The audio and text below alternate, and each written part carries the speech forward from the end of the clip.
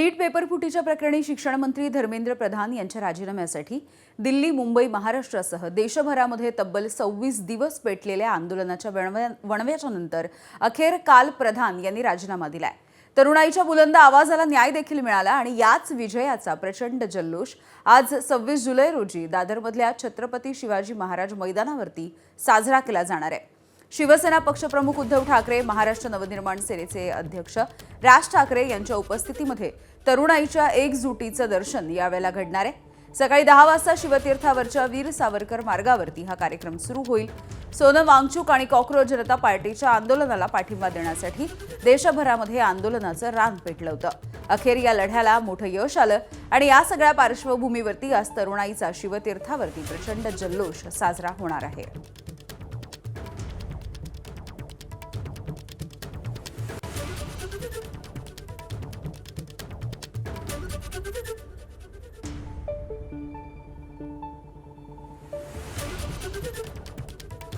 मैदानामध्ये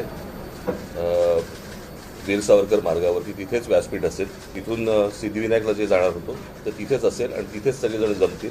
कुठच्याही गोष्टीला मस्तवालपणे उत्तर देणारं जे सरकार आहे त्या सरकारला माघार घ्यावी लागली एवढ्या मोठ्या प्रमाणावरती। एवढं मोठं आंदोलन आज देशभर उभं राहिलंय आणि त्याचा जल्लोष मला असं वाटतं होणं गरजेचं आहे आणि त्याच्यासाठी म्हणून सगळेजण शिवाजी पार्कला तिथे जमतील। यही ताकत है। मुझे लगता है कल भी आपने देखा होगा जहां हम खड़े थे, पूरी शिवसेना थी, मनसे थी, दोनों साथ में थे, दो ठाकरे भाई साथ में थे। तो कोई भी जो एक मुक्त आवाज है, फ्रीडम ऑफ स्पीच है, वो इधर कोई दबाने की कोशिश नहीं कर सकता, कोई भी दादागिरी नहीं कर सकता, कोई भी तानाशाह यह आवाज नहीं बढ़ा सकता। तो जश्न तो होगा क्योंकि जीत तो हुई है, लेकिन अगला सवाल यही है कि लाठीचार्ज क्यों किया। या सगळ्याविषयी बोलूयात। आमचे प्रतिनिधी मिकी घई आपल्याला थेट शिवाजी पार्क परिसरामधून माहिती देत आहेत। शिवाजी पार्क परिसरामध्ये आता हळूहळू सगळे तरुण जमायला सुरुवात होतीये। मिकी, काय नेमकं वातावरण आहे या ठिकाणचं?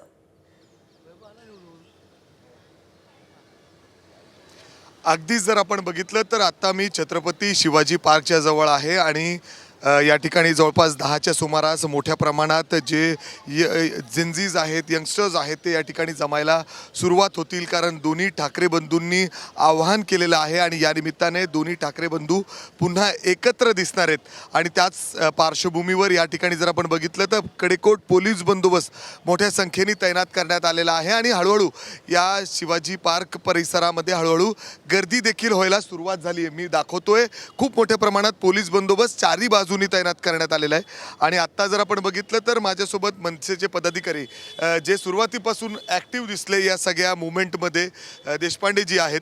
देशपांडेजी, आज तुम्ही एक टी शर्ट जो घातलेला आहे तो देखील एक वेगळा संदेश देणार आहे, काय सांगायचं आहे तुम्हाला? मला असं वाटतं त्या टी शर्टवर लिहिलेलं आहे हिटलर का बेटा झुटलर आणि फोटो कोणाचा आहे हेही तुम्ही ओळखू शकता।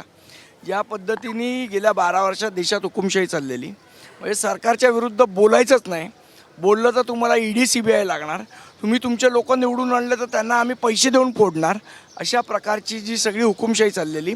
मला असं वाटतं या सर्व तरुण मुलांनी देशाच्या मनातली सरकारच्या विरोधात असलेली भीती, सरकारबद्दल असलेली भीती या तरुणांनी घालवली।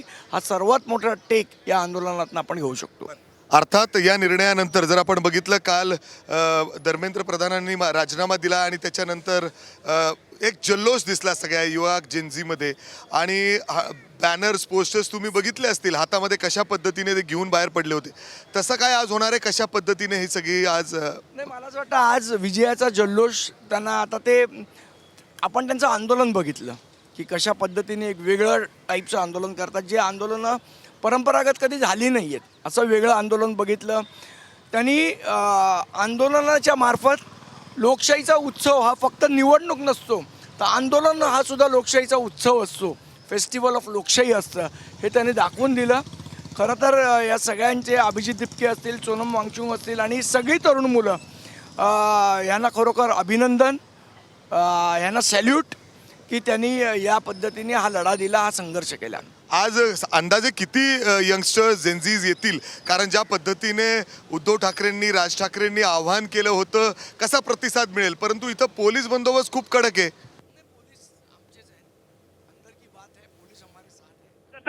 मुंबई पोलीस आणि दिल्ली पोलीस वेगळे नाही, मला असं वाटतं की कसं आहे, मुंबई पोलीस आणि दिल्ली पोलीस वेगळे वेगळे आहेत। मुंबई पोलीस तर मी सांगू शकतो खात्रीने की अंदर की बात आहे, मुंबई पोलीस हमारे साथ आहे आणि तसेच ते आंदोलनात वागले. आजही बघाल तर फार कमी लोकांच्या हातात काठे आहेत तुम्ही पोलिसांच्या. त्यामुळे आमच्या पोलिसांनी आम्हाला सहकार्य केलं. ठीक आहे, एखाद दोन छोटे मोठे इन्सिडेंट घडले असतील, तो शेवट व्यवस्थेच्या प्रेशरचा भाग आहे, तोही आम्ही समजून घेऊ शकतो. पण ओव्हरऑल पोलीस आमच्या बरोबर होते. अर्थात इथं काय होणार नाही. आपण बघितलं की आदित्यजींचं तिकडं माईक सुद्धा काढून घेतलं, आवाज बंद झालता. नाही, आता काय होणार नाही. आता त्यांनाही कळलं आहे आणि खरं तर सांगू, मनापासून पोलिसांनाही वाटत होतं की हे कुठेतरी बदललं पाहिजे, व्यवस्था बदलली पाहिजे. आणि मला असं वाटतं त्यांचं सगळ्या देशाचं हे म्हणणं होतं कुठे ना कुठे, आणि ते यावेळेला झालं आहे. एक वेगळा टी शर्ट त्यांनी घातलेला आहे, एक वेगळा संदेश देणारा. ते देखील जेन्झी होण्याचा प्रयत्न करतायत, कारण आपण अनेक जेन्झींच्या हातात वेगवेगळे पोस्टर्स, बॅनर्स बघितले, ते स्वतः तयार करून आलेले होते. पण त्यांच्याकडनं प्रेरणा घेऊ शकतो की आंदोलन कसं असलं पाहिजे. म्हणजे तुम्हाला घ्यायची गरज आहे सगळ्यांना घ्यायची गरज आहे प्रेरणा. अर्थात जर आपण बघितलं तर तरुणांकडून कशा पद्धतीने आंदोलन करायचंय याची प्रेरणा, याचं उदाहरण त्यांनी ठेवलेलं आहे. आणि त्याच पार्श्वभूमीवर जर आता आपण बघितलं तर आज छत्रपती शिवाजी पार्कवर जे मोठं आंदोलन या ठिकाणी होणार आहे, किंबहुना एक जल्लोष होणार आहे, त्यासाठी आपण बघतोय ही तयारी, बेरिगेज लावण्यात आलेले आहेत. मोठ्या प्रमाणात पोलीस बंदोबस्त आहे. पलीकडच्या बाजूला सुद्धा थोडंसं पुढं जाण्याचा प्रयत्न जर आपण केला तर आतल्या बाजूला सुद्धा आपण बघतोय मैदानावर एक मोठा स्टेज टाकण्यात आलेला आहे आणि त्या ठिकाणी उद्धव ठाकरे आणि राज ठाकरे साधारण 10:30 पावणे 11च्या सुमारास येतील आणि त्या ठिकाणी भाषणं देखील होणार आहेत दोघांची आणि एका अर्थाने जल्लोष असणार आहे. ज्या पद्धतीने दिल्लीत आंदोलन झालं आणि त्यानंतर सगळी तरुणाई अक्षरशः रस्त्यावर उतरली आणि दाखवून दिलं. आणि अर्थात शेवटी शिक्षण अगदी मिकी, त्यामुळे 10 वाजल्यापासून खरं तर या आनंदोत्सवाला, या जल्लोषाला सुरुवात होताना आपल्याला दिसेल. त्यामुळे हे अपडेट्स आपण वेळोवेळी तुमच्याकडून घेत राहू. तुर्तास धन्यवाद माहितीसाठी. धर्मेंद्र प्रधान यांनी केंद्रीय शिक्षण मंत्री पदाचा राजीनामा दिला आणि यानंतर या खात्याची जबाबदारी प्रल्हाद जोशी यांच्याकडे देण्यात आली आहे. नवीन शिक्षण मंत्र्यांच्या नावाची घोषणा होईपर्यंत जोशी हे या खात्याचा अतिरिक्त कार्यभार सांभाळणार आहेत. राष्ट्रपती द्रौपदी मुर्मू यांनी प्रधान यांचा राजीनामा स्वीकारल्याच्या नंतर ही घोषणा करण्यात आली. पंतप्रधानांच्या सल्ल्यानुसार राष्ट्रपतींनी प्रल्हाद जोशी यांना त्यांच्या विद्यमान मंत्रालयासोबत शिक्षण मंत्रालयाचा अतिरिक्त कार्यभार सोपवण्याचा आदेशही जारी केलाय. यानुसार प्रल्हाद जोशी यांच्या विद्यमान जबाबदाऱ्यांच्या सोबत शिक्षण मंत्रालयाचं कामकाज ते बघणार आहेत. मात्र भविष्यामध्ये नवीन शिक्षण मंत्र्याच्या नावाची घोषणा झाल्याच्या नंतर जोशी यांना या जबाबदारीमधून मुक्त केलं जाईल. प्रधानमंत्री जी ने विश्वास रख के इतना बड़ा जिम्मेदारी मेरे ऊपर दिया है, उसको मैं पूरा विनम्रता के साथ और पूरा जिम्मेदारी के साथ मैं निभाऊंगा. और बाकी जो चीज़ें हैं मैं एक बार चार्ज लेने के बाद मैं आपसे डिटेल में बात करूंगा. मैं प्रधानमंत्री जी को धन्यवाद अर्पित करता हूं. जे कोणी नवे शिक्षण मंत्री होत आहेत त्यांनी काम करावं, अशी प्रतिक्रिया सीजेपीच्या सौरभ दास यांनी दिली आहे. जो भी अगले एजुकेशन मिनिस्टर बनेंगे उनको पता है कि युवा देख रहा है, युवा जवाब भी मांगेगा जब टाइम आएगा. तो अच्छा काम करिए, युवाओं के हित में काम करिए, पेपर लीक रोकिए एंड जो हमारे सजेशंस थे डिमांड चार्टर में 5 पॉइंट के, उनको इम्प्लीमेंट करिए. आपसे बहुत जल्दी हम मिलेंगे. जो भी नए एजुकेशन मिनिस्टर है, सरकार ने वादा किया है कि 1 महीने के अंदर हम लोग मिलेंगे, तो देखेंगे क्या होता है. धर्मेंद्र प्रधान यांच्या राजीनाम्याच्या नंतर सोनम वांगचुक यांनी युवांचे आभार मानले. तर शिक्षण व्यवस्थेमध्ये देखील आता सुधारणा होण्याची आवश्यकता असल्याचं त्यांनी म्हटलंय. सभी देशवासियों को बधाई देता हूं कि ये एक लोकतंत्र की जीत है जो आज हमने देखा, और इसे ऐसा ही आगे भी हम सुरक्षित रखें लोकतंत्र को भारत में. और देश की युवा पीढ़ी को मैं बधाई देना चाहता हूं. एक तरफ जब जवाबदेही हमें मिली इस बार की, तो अब सुधार पर काम करने की ज़रूरत है. केवल एक इस्तीफा से, रेजिग्नेशन से राष्ट्र नहीं बनता है. तो शिक्षा में सुधार हो, इस पर भी आगे काम हो. मुझे पूरी उम्मीद है जिस उदारता से सरकार ने ये कदम ली है, वो इसमें अब सुधार के कार्यों में भी जुड़ेगी.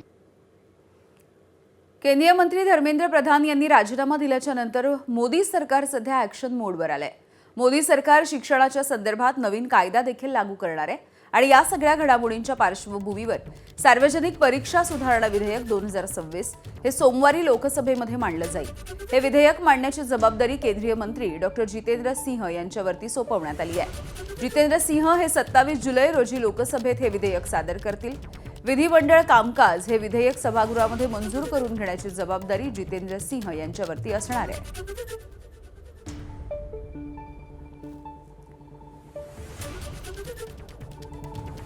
तर धर्मेंद्र प्रधान यांनी राजीनामा दिल्याच्या नंतर विरोधकांनी प्रतिक्रिया दिली. सरकारवरती निशाणा साधत विरोधकांनी तरुणांचं अभिनंदन केलंय. तसंच तरुणांनी दाखवलेल्या एकीचं देखील कौतुक करण्यात आलं.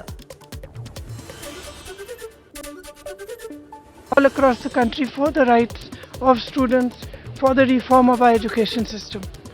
So now, I think this is the beginning, but I am really happy. I got a little bit emotional when I heard this news because many times in these last 10 or 12 years I have thought to myself, when are our young people going to wake up? Look what is being done to our country. हमारे देश के युवाओं को, Gen Z को बहुत बधाई. बहुत खुशी की बात है, आप लोगों का संघर्ष रंग लाया. धर्मेंद्र प्रधान को अल्टीमेटली इस्तीफा देना पड़ा. ये पूरी डेमोक्रेसी की बहुत बड़ी जीत है. हमारे देश में लोगों का जनतंत्र से भरोसा ही उठ गया था. हर चीज़ के लिए हम सरकार को हाथ जोड़ते रहते थे, पैर पकड़. सरकारें कभी सुनती नहीं थी. इतना बड़ा संघर्ष हुआ और अल्टीमेटली सरकार के अहंकार को झुकना पड़ा, जनता के सामने झुकना पड़ा. ये बहुत बड़ी जीत है, पूरे जनतंत्र की जीत है, डेमोक्रेसी की जीत है.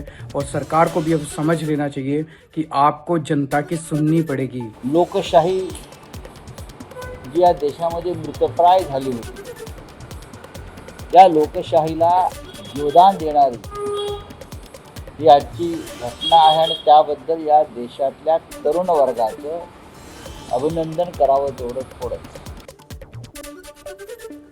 जंतर मंतरच्या दिशेनं जाणाऱ्या 2 विद्यार्थ्यांना हिंदुत्ववादी नेते सत्यम पंडित हे मारहाण करत असल्याचा एक व्हिडिओ सध्या सोशल मीडियावरती वेगानं व्हायरल होतोय.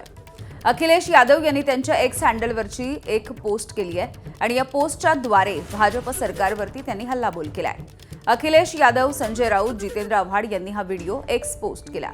सत्यम पंडित स्वतःला हिंदू वीर सेनेचा अध्यक्ष म्हणवतो. ऑगस्ट 2024 मध्ये बांगलादेशी आणि रोहिंग्यांच्या विरोधात प्रक्षोभक भाषणं केल्याप्रकरणी त्याला अटकही करण्यात आली होती.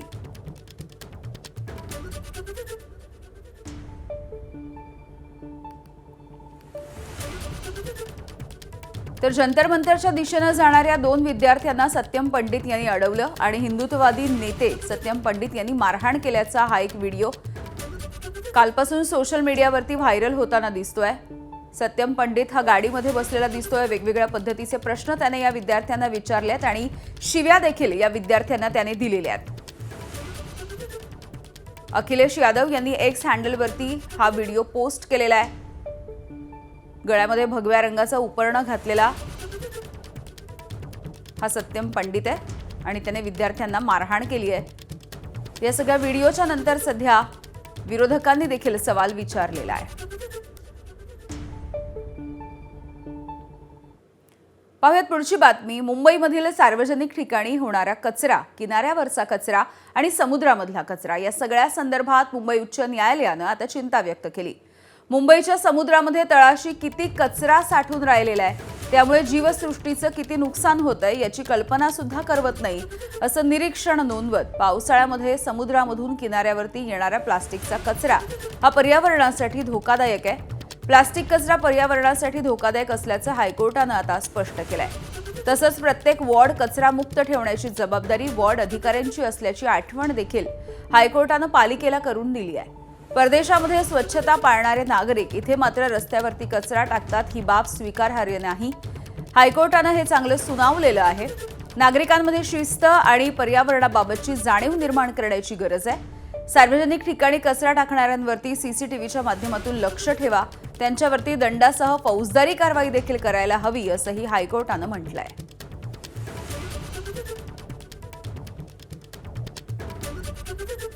गणेशोत्सवाच्या निमित्तानं कोकणामध्ये जाणाऱ्यांचा प्रवास अधिक सुखकर करण्यासाठी मध्य आणि कोकण रेल्वे प्रशासनानं विशेष गाड्यांची घोषणा केली आहे. तसंच सावंतवाडी रोड स्थानकावरती 3 महत्त्वाच्या लांब पल्ल्याच्या एक्सप्रेस गाड्यांना प्रायोगिक तत्वावरती नियमित थांबा मंजूर करण्यात आला. त्यामुळे मुंबई, ठाणे, दिवा आणि पुण्यामधून कोकणामध्ये जाणाऱ्या लाखो प्रवाशांना मोठा दिलासा मिळतोय. गणेशोत्सवासाठी दरवर्षी मुंबई महानगर प्रदेशामधून लाखो नागरिक हे मूळ गावी जातात. यंदा 14 सप्टेंबर 2026 पासून सुरू होणाऱ्या गणेशोत्सवासाठी 60 दिवस आधीचं आगाऊ रेल्वे आरक्षण आणि अतिरिक्त आरक्षण खिडक्या सुरू करण्यात आल्या.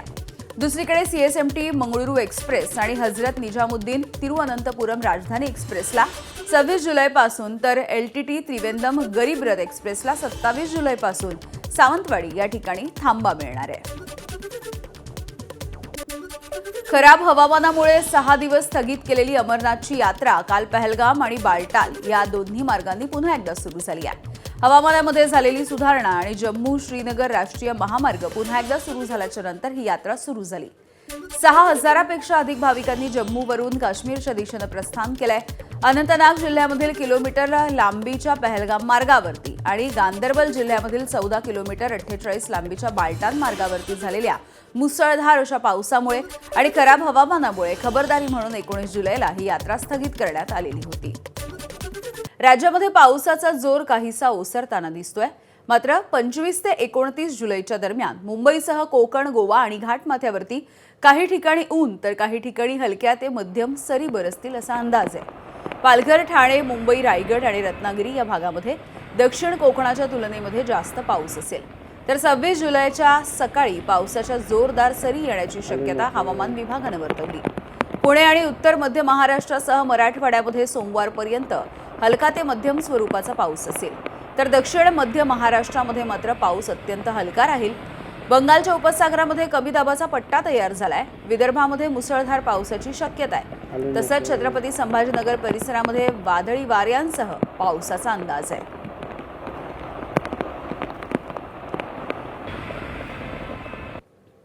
सातारा जिल्ह्याच्या पश्चिम भागामध्ये पावसाची जोरदार बॅटिंग सुरू आहे. धरणांमध्ये झपाट्यानं पाण्याचा साठा वाढताना दिसतोय.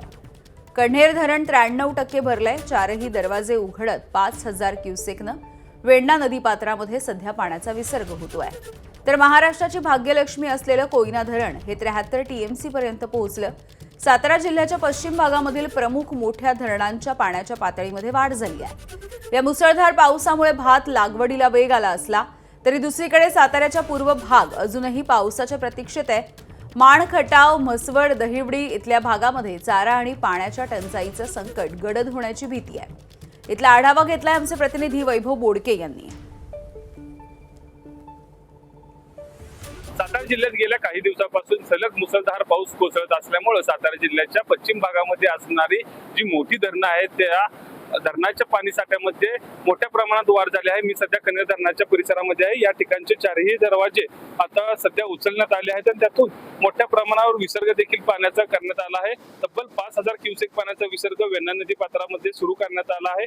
कण्हेर धरण हे 93% भरले असून या धरणाच्या पाणी पातळीत झपाट्याने वाढ होत आहे. त्याचबरोबर महाराष्ट्राची भाग्यलक्ष्मी म्हणून ओळखलं जाणारं कोयना धरण या धरणामध्ये देखील मोठ्या प्रमाणावर वाढ झाली आहे.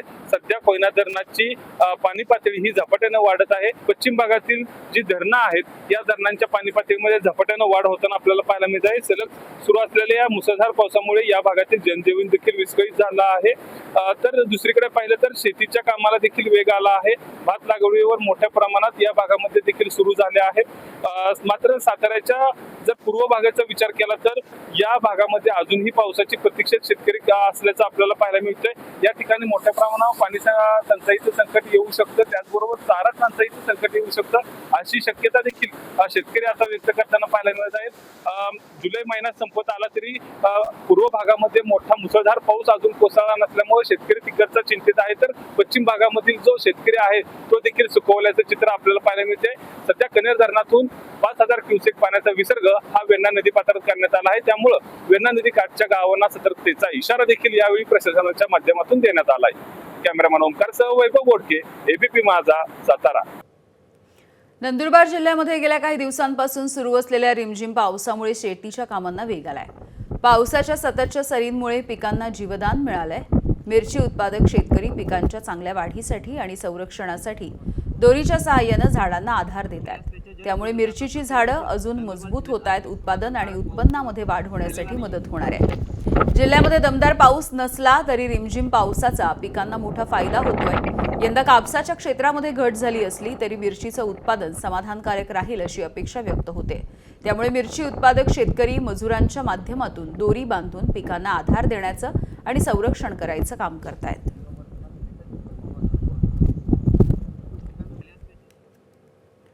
नाशिक शहरासह अहिल्यानगर आणि मराठवाड्याची तहान भागवणाऱ्या गंगापूर धरणामधील पाणीसाठा 87% आलाय. 2 दिवसांपूर्वी गंगापूर धरण 97% भरलं होतं. अवघ्या एका दिवसामध्ये पाणीसाठा 15% वाढला होता. सध्या पावसाचा जोर कमी झाला असला तरी धरणामधून विसर्ग सुरू आहे. अचानक मुसळधार पाऊस झाला तर मोठा विसर्ग करावा लागण्याची शक्यता आहे. हीच बाब लक्षात घेऊन धरणामधला पाणीसाठा 97% वरून 87% करण्यात आला. काठोकाठ भरलेल्या या धरणाची दृश्य सिद्धेश सरोदे यांनी टिपलेली आहेत.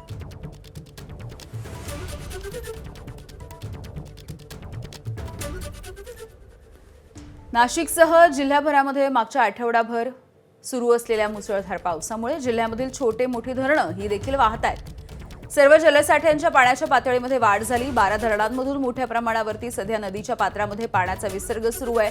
मात्र हे असं असलं तरी नांदगाव शहरालगत असलेले नाग्यासाक्या आणि माणिकपुंज धरण अद्यापही कोरडं आहे. धरणामध्ये केवळ मृत साठा शिल्लक आहे. नाग्यासाक्या आणि माणिकपुंज या धरणाच्या पाणलोट क्षेत्रामध्ये पाहिजे तसा पाऊस न झाल्यामुळे धरणाच्या पाण्याच्या पातळीमध्ये अद्यापही वाढ झालेली नाही.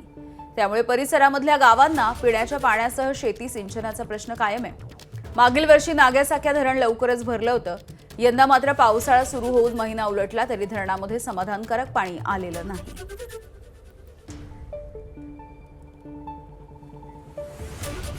लोणावळा ते कर्जत दरम्यानच्या घाट विभागामध्ये मुसळधार पावसामुळे बाधित झालेल्या 3ऱ्या रेल्वे मार्गिकेच्या दुरुस्तीचं काम हे मध्य रेल्वेकडून सध्या युद्ध पातळीवरती सुरू आहे. मध्य रेल्वेनं डाऊन आणि मध्य मार्गिका यशस्वीरित्या पूर्ववत केल्याच्या नंतर आता 3ऱ्या मार्गिकेचं काम वेगानं हाती घेण्यात आलंय. अभियांत्रिकी पथक, तांत्रिक कर्मचारी आणि यंत्रसामग्री आव्हानात्मक भूप्रदेशामध्ये दरड आणि मातीचा ढिगारा हटवण्यासाठी 24 तास कार्यरत आहे. मात्र ही मार्गिका पूर्णपणे सुरक्षित होईपर्यंत रेल्वे प्रशासनाने 28 जुलैपर्यंत मेल एक्सप्रेस गाड्यांवरचे निर्बंध कायम ठेवण्याचा निर्णय घेतला. या निर्णयामुळे छत्रपती शिवाजी महाराज टर्मिनस ते चेन्नई, हैदराबाद, इंदूर, दौंड, जोधपूर, हडपसर आणि दादर साईनगर शिर्डी यासारख्या अनेक गाड्या नियोजित कालावधीसाठी रद्द करण्यात आल्या. याशिवाय विशाखापट्टणम, मदुराई, कारेकाल, सिकंदराबाद, राजकोट, पोरबंदर आणि कोयंबतूर या मार्गावरच्या गाड्या दौंड, मनमाड, इगतपुरी, कल्याण तसंच सुरत, पाळधी, मनमाड या पर्यायी मार्गांनी वळवण्यात येत आहे.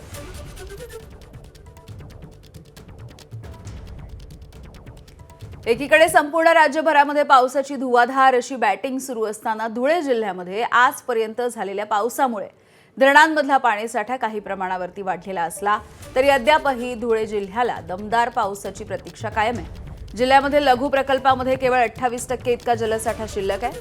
धुळे शहराला पाणी पुरवठा करणारे नकाणे तलाव अद्यापही पूर्ण क्षमतेनं भरलेला नाही. दरवर्षी जुलै महिन्यामध्ये ओसंडून वाहणारा नकाणे तलाव यंदा मात्र काही प्रमाणावरती कोरडाच आहे. इथला आढावा घेतला आमचे प्रतिनिधी धनंजय दीक्षित यांनी. जुलै महिना संपण्यासाठी अवघा 1 आठवडा शिल्लक राहिलेला असताना देखील धुळे जिल्ह्यात अद्यापही दमदार पावसाची प्रतीक्षा शेतकऱ्यांसह सर्वसामान्य नागरिकांना कायम आहे. आणि याचाच परिणाम म्हणून जिल्ह्यातील जलप्रकल्पांमध्ये जो पाणीसाठा आहे तो जो काही वाढायला पाहिजे होता तो वाढलेला नाहीये. आणि तो पाणीसाठा जो आहे तो अद्यापही अत्यल्प आहे. आता आपण शहराला पाणी पुरवठा करणारा नकाणे तलाव या ठिकाणी आता आपण आहोत. आणि आपण जर बघितलं तर दरवर्षी हा नकाणे तलाव जुलै महिन्यामध्ये झालेल्या दमदार पावसामुळे मोठ्या प्रमाणावरती भरत असतो, तुडुंब भरून वाहत असतो. मात्र यंदा हा जलसाठा जो आहे तो अद्यापही कमी आहे. जिल्ह्यातील लघु प्रकल्पांमध्ये केवळ 28% इतकाच जलसाठा सध्या शिल्लक आहे. आणि याचाच परिणाम हा भविष्यामध्ये पाणी टंचाईवरती होण्याची शक्यता देखील नाकारता येत नाही. त्यामुळे शेतकऱ्यांना दमदार पावसाची प्रतीक्षा आहे. तर दुसरीकडे सर्वसामान्य नागरिकांवरती पाणी टंचाईचं भीषण संकट देखील भविष्यामध्ये उद्भवण्याची शक्यता नाकारता येत नाही. त्यामुळे आता सर्वसामान्य नागरिकांसह शेतकऱ्यांना पावसाची प्रतीक्षा कायम आहे. आणि दुसरीकडे शेतकऱ्यांनी देखील पेरण्या करून ठेवलेल्या होत्या, त्या पेरण्या दुबार पेरणीची देखील वेळ शेतकऱ्यांवरती येऊन ठेपलेली आहे. असं असताना होत असलेल्या पावसामुळे शेतकऱ्यांना पेरणी योग्य पाऊस अद्यापही जिल्ह्यात झालेला नाही. अशी परिस्थिती निर्माण झालेली आहे। धनंजय दीक्षित, एबीपी माझा, धुळे। जम्मू काश्मीरमध्ये देखील पावसाचा कहर सुरू आहे। तुफान पावसामुळे नदी नाल्यांना पूर आलाय, त्यामुळे काश्मीरमधलं जनजीवन हे देखील विस्कळीत झाल्याचं चित्र आहे। काश्मीरमधल्या जवळपास सगळ्याच नद्यांना पूर आल्याची स्थिती आहे। शहरामधून वाहणाऱ्या चिनाब नदीच्या पाण्याच्या पातळीमध्ये सातत्यानं वाढ होती आहे, त्यामुळे परिसरामधल्या लोकांची चिंता वाढली। दुसरीकडे पावसामुळे अनेक ठिकाणी भूस्खलन झाल्याची घटना घडली, त्यामुळे जम्मू ते श्रीनगर महामार्ग प्रवासासाठी बंद करण्यात आला।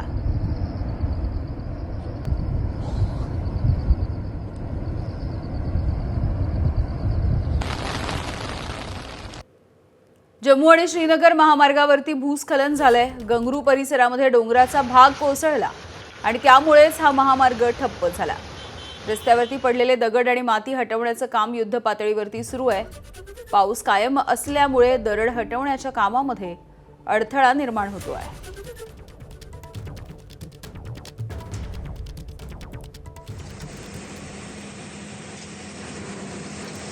श्रीनगरमधून वाहणाऱ्या झेलम नदीच्या पाण्याच्या पातळीमध्ये मोठी वाढ झाली, त्यामुळे प्रशासनाची चिंता वाढली आहे। नदीच्या काठावरती राहणाऱ्या गावांना पुराचा धोका वाढला, त्यामुळे नदीकाठी राहणाऱ्या लोकांना सतर्कतेचा इशारा देण्यात आला।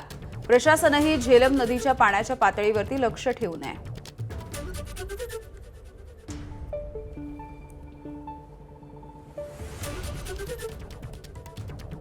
जम्मू काश्मीर राज्यामध्ये पावसाचा जोर कायम आहे, त्यामुळे नदी नाले तुडुंब भरून वाहत आहेत। नद्यांनी धोक्याची पातळी ओलांडली, त्यामुळे परिसरामधील नदीच्या पूर सुरक्षा भिंतीचा अधिकाऱ्यांनी आढावा घेतलाय। पूर संरक्षक भिंत मजबूत आहे की नाही याची तपासणी अधिकाऱ्यांनी केली, तसंच सर्व विभागांना सतर्क राहण्याचे आदेश देण्यात आले।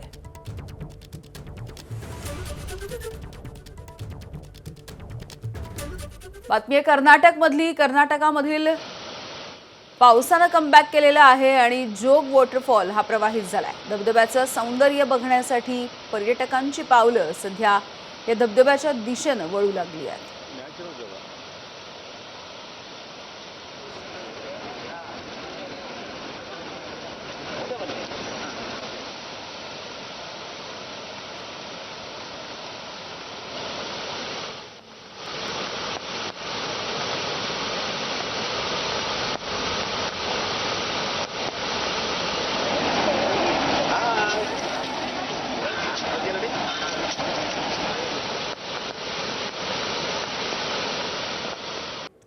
ग्रीनलँडमधली ही दृश्य आपण बघूया। ग्रीनलँडमध्ये इलुलिसाट इथे एक प्रचंड हिमनग हा अचानकपणे उलटलेला आहे।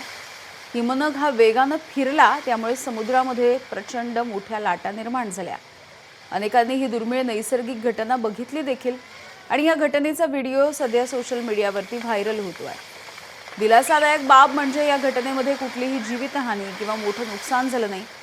हिमनग अशा पद्धतीने उलटणं ही एक नैसर्गिक प्रक्रिया आहे, जी त्याच्या आकारामध्ये होणारे बदल, त्याचं वितळणं आणि त्याचं संतुलन यामुळे घडते।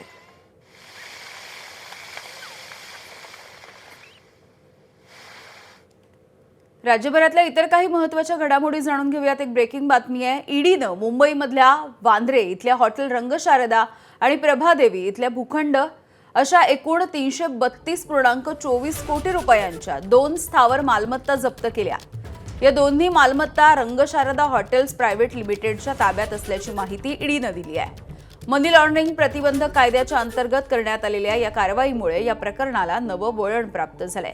या प्रकरणाची चौकशी वांद्रे पोलीस ठाण्यामध्ये दाखल करण्यात आलेल्या एफआयआरच्या आधारे सुरू आहे। रंगशारदा प्रतिष्ठानच्या विश्वस्तांनी प्रभुदास लोटिया आणि रंगशारदा हॉटेल्स प्रायव्हेट लिमिटेड यांच्या विरोधात फसवणुकीची तक्रार दाखल केली।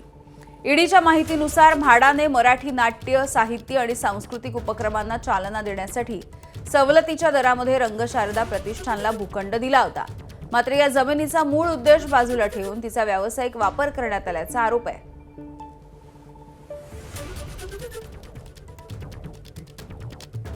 एकीकडे नक्षलवाद संपुष्टात आल्याची चर्चा सुरू असताना गडचिरोली जिल्ह्यामध्ये पुन्हा एकदा माओवादी हालचालींनी सुरक्षा यंत्रणांची चिंता पुन्हा एकदा वाढवली आहे। भामरागड तालुक्यामधील हिदूर दोबूर या मुख्य मार्गावरती माओवादी बॅनर आणि पत्रकं आढळून आली। या पत्रकांमधून 26 ते 30 जुलैच्या दरम्यान गडचिरोली जिल्हा बंदचं आवाहन करण्यात आलंय। जल, जंगल आणि जमीन या मुद्द्यावरून एल्गार पुकारण्यात आला। भामरागड तालुका मुख्यालयापासून काही किलोमीटर अंतरावरती ही बॅनरबाजी करण्यात आली। या घटनेची माहिती मिळताच पोलिसांनी संपूर्ण परिसरामध्ये शोध मोहीम सुरू केली आहे। सुरक्षा व्यवस्था वाढवण्यात आली आहे। हे बॅनर आणि पत्रकं नेमकी कोणी लावली याचा पोलीसही तपास करतायत। दरम्यान या घटनेमुळे भामरागड परिसरामध्ये पुन्हा एकदा सतर्कतेचं वातावरण निर्माण झालं आहे।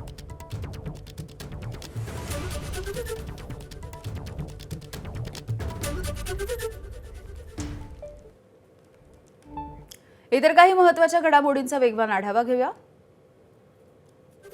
अकोला जिल्ह्यामधील बाळापूरमध्ये अल्पवयीन मुलीवरील अत्याचाराच्या प्रकरणाला गंभीर वळण प्राप्त झालंय।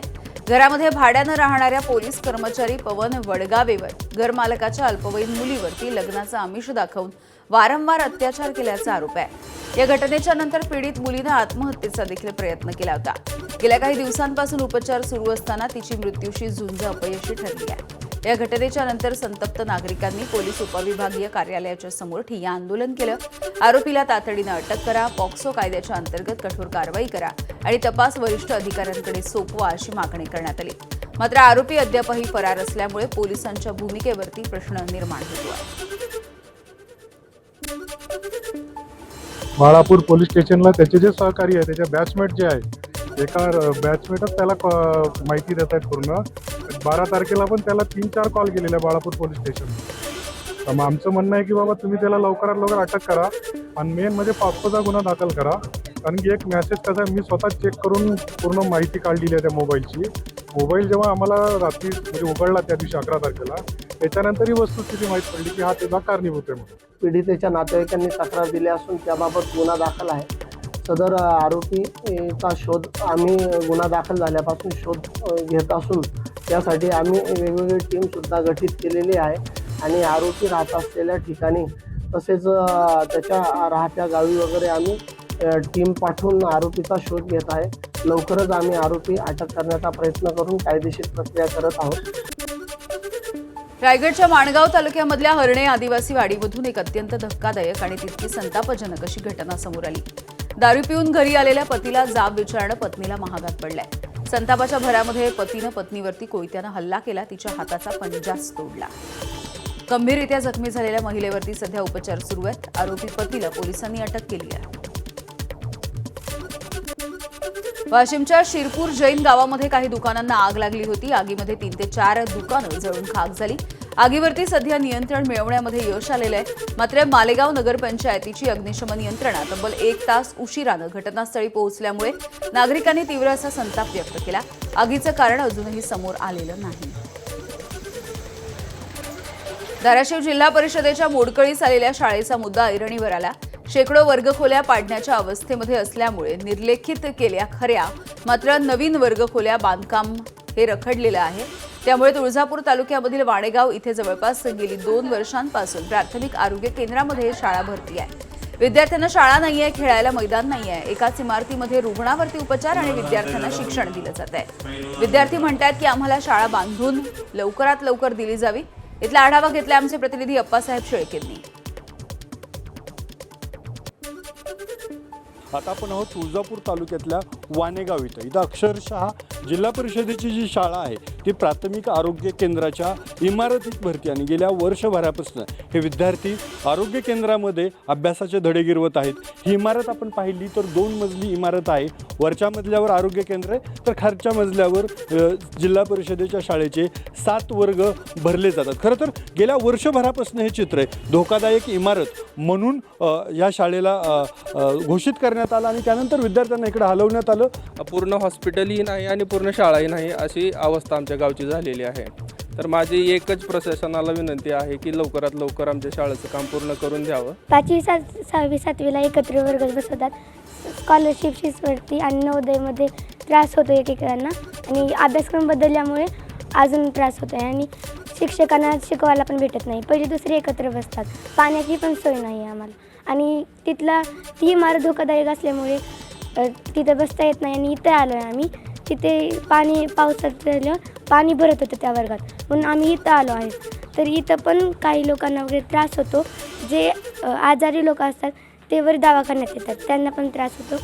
आणि त्यांच्यामुळे आम्हाला पण त्रास होतो. आमची शाळा 3 वर्ष झाले इथं भरते आणि आम्हाला जास्त तर खेळायला पण ग्राउंड नाही आणि पहिली दुसरी एकत्र असल्यामुळं त्या शिक्षकांना पण शिकवायला वेळ पुरत नाही. ह्या वर्गाला शिकवायला तर त्या वर्ग केंगा करतो, याच्यामुळे त्यांना शिकवायला वेळ पण पुरत नाही आणि आम्हाला खेळायला पण ग्राउंड नाही. तरी आम्ही एकच विनंती करतो की आमची शाळा लवकरात लवकर दुरुस्त करून द्या. पाहूयात पुढची बातमी. वाघाच्या भीतीनं तब्बल 1 तास पोलवरती थांबून महावितरणच्या कर्मचाऱ्यांनी स्वतःचा जीव वाचवलाय. चंद्रपूरच्या मूल तालुक्यामधल्या फुलझरी गावामध्ये वीज वाहिनीच्या देखभाल आणि दुरुस्तीचं काम सुरू होतं आणि त्याच वेळेला ही थरारक अशी घटना घडली आहे. कामासाठी 2 कर्मचारी हे या पोलवरती चढलेले होते आणि अचानक वाघ आला.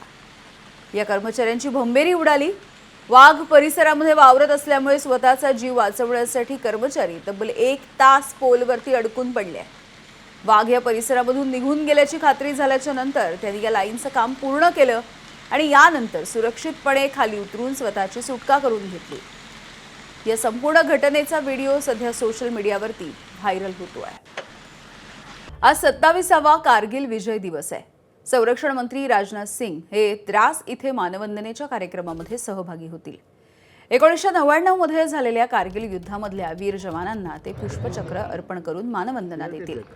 संरक्षण मंत्र्यांच्या हस्ते व्हर्च्युअल वॉकथ्रू पोर्टलचं उद्घाटन देखील केलं जाणार आहे. कार्यक्रमाचा भाग म्हणून शौर्य विजय यात्रा ही मोटरसायकल रॅली देखील काढली जाणार आहे.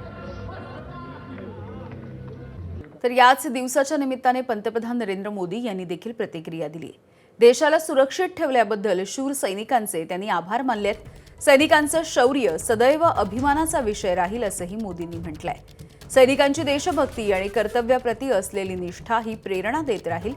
कारगिल विजय दिवसाच्या संदर्भात पंतप्रधान नरेंद्र मोदी यांनी हे ट्विट केलंय.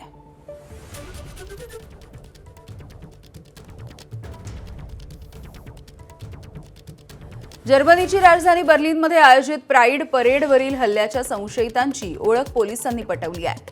या संशयिताचे संबंध बर्लिनमध्ये सक्रिय असलेल्या इस्लामी कट्टरतावादी गटांशी असल्याचा तपास यंत्रणांना संशय आहे. या प्रकरणाचा तपास सुरू असून संशयिताचा संभाव्य हेतू आणि त्याच्या नेटवर्कचा तपास केला जात असल्याचं पोलिसांनी म्हटलंय.